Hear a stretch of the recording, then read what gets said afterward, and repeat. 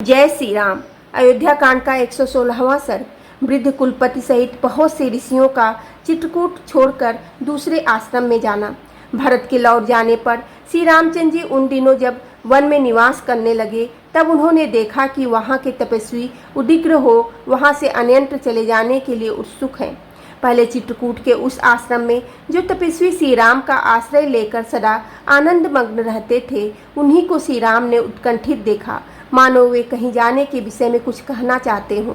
नेत्रों से भौवें टेढ़ी करके श्री राम की ओर संकेत करके मन ही मन संकित हो आपस में कुछ सलाह करते हुए वे तपस्वी मुनि धीरे धीरे परस्पर वार्तालाप कर रहे थे। उनकी उत्कंठा देख श्री रामचंद्र जी के मन में यह शंका हुई कि मुझसे कोई अपराध तो नहीं बन गया। तब वे हाथ जोड़कर वहाँ के कुलपति महर्षि से इस प्रकार बोले, भगवान, क्या मुझसे पूर्ववर्ती राजाओं का सा कोई बर्ताव नहीं दिखाई देता अथवा मुझ में कोई विकृत भाव दृष्टिगोचर होता है जिससे यहाँ के तपस्वी मुनि विकार को प्राप्त हो रहे हैं? क्या मेरे छोटे भाई महात्मा लक्ष्मण का प्रमादवश किया हुआ कोई ऐसा आचरण ऋषियों ने देखा हो जो उनके योग्य नहीं है? अथवा क्या जो आर्त पाद आदि के द्वारा सदा आप लोगों की सेवा करती रही हैं, वह सीता इस समय मेरी सेवा में लग जाने के कारण एक गृहस्थ की सती नारी के अनुरूप ऋषियों की समुचित सेवा नहीं कर पाती हैं? श्री राम के इस प्रकार पूछने पर एक महर्षि जो जरा अवस्था के कारण तो वृद्ध थे ही, तपस्या द्वारा वे भी वृद्ध हो गए थे, समस्त प्राणियों पर दया करने वाले श्री राम से कांपते हुए से बोले, तात, जो स्वभाव से ही कल्याणमयी है और सदा सबके कल्याण में ही रत रहती है, वह विदेह नंदिनी सीता विशेषतः तपस्वी जनों के प्रति बर्ताव करते समय अपने कल्याणमय स्वभाव से विचलित हो जाए, यह कैसे संभव है? आपके ही कारण तापसों पर यह राक्षसों की ओर से भय उपस्थित होने वाला है। उससे उद्विग्न हुए ऋषि आपस में कुछ बातें कर रहे हैं। तात, यहाँ वन प्रांत में रावण का छोटा भाई खर नामक राक्षस है, जिसने जन स्थान में रहने वाले समस्त तापसों को उखाड़ फेंका है। वह बड़ा ही ढीठ, विजयोन्मुक्त, क्रूर, नरभक्षी और घमंडी है। वह आपको भी सहन नहीं कर पाता है। तात, जब से आप इस आश्रम में रह रहे हैं तब से सब राक्षस तापसों को विशेष रूप से सताने लगे हैं। वे अनार्य राक्षस विभत्य, क्रूर और भीषण नाना प्रकार के विकृत एवं देखने में दुखदायक रूप धारण करके सामने आते हैं और पापजनक अपवित्र पदार्थों से तपस्वियों का स्पर्श कराकर अपने सामने खड़े हुए अन्य ऋषियों को भी पीड़ा देते हैं। वे उन आश्रमों में अज्ञात रूप से आकर छिप जाते हैं और अल्पज्ञ अथवा असावधान तापसों का विनाश करते हुए वहां आनंद विचरते रहते हैं।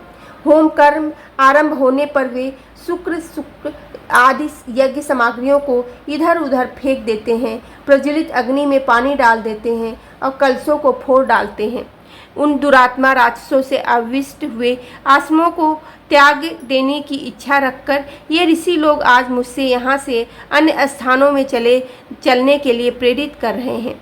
श्री राम, वे दुष्ट राक्षस तपस्वियों की शारीरिक हिंसा का प्रदर्शन करें, इसके पहले ही हम इस आश्रम को त्याग देंगे।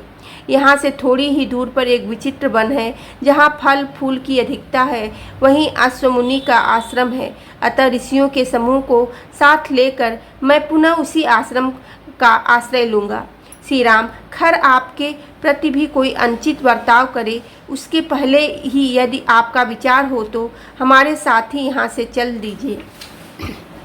रघुनंदन, अद्यपि आप सदा सावधान रहने वाले तथा राक्षसों के दमन में समर्थ हैं, तथापि पत्नी के साथ आजकल उस आश्रम में आपका रहना संदेहजनक एवं दुखदायक है। ऐसी बात कहकर अन्यत्र जाने के लिए उत्कंठित हुए उन तपस्वी मुनि को राजकुमार श्री राम सांत्वनाजनक उत्तर वाक्यों द्वारा वहां रोक न सके।